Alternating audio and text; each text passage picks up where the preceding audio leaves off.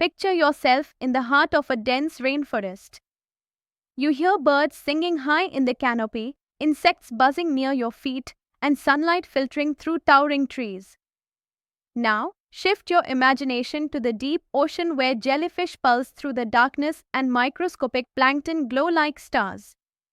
Across deserts, mountain tops, coral reefs, and icy poles, life appears in forms both familiar and strange.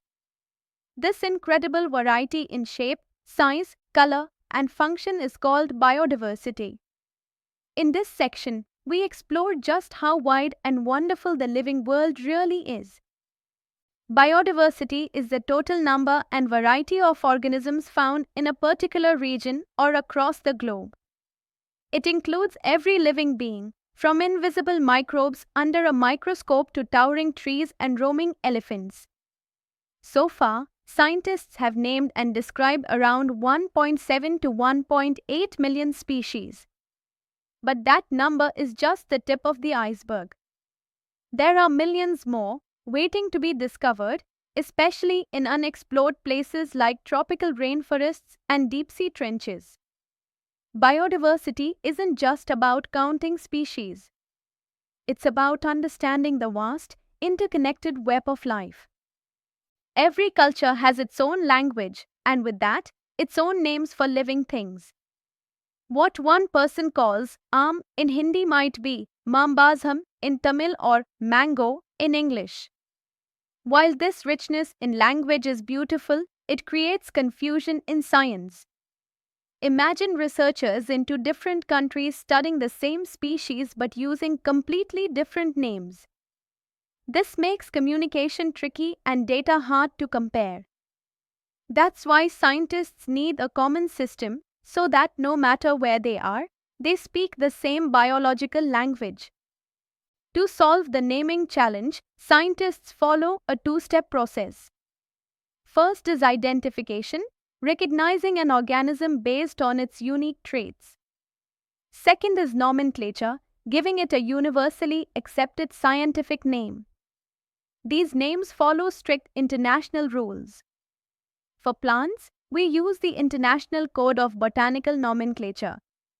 For animals, it's the International Code of Zoological Nomenclature. This system ensures that each species has one and only one scientific name used globally. It's the key to clear and consistent communication in biology.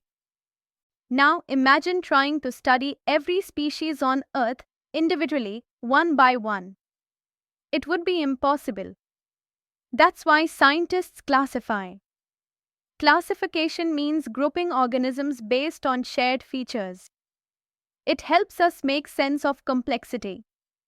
When we hear the word mammal, we instantly know it refers to animals that have hair and feed their young with milk. Similarly, the word cereal brings to mind food crops like wheat and rice. Classification helps us quickly understand what an organism is and how it relates to others. Humans have been curious about the living world for thousands of years. In ancient times, this curiosity was driven by survival, knowing which plants could heal and which animals could be hunted. Over time, that instinct evolved into observation and eventually into science. Today, that science is called taxonomy, the study of naming and classifying organisms. But we go even further. The modern field of systematics expands taxonomy to include the study of evolutionary relationships. It's not just about naming life, it's about connecting it. In upcoming topic, you'll see how taxonomy and systematics form the backbone of biology's most important mission, understanding the unity and diversity of life.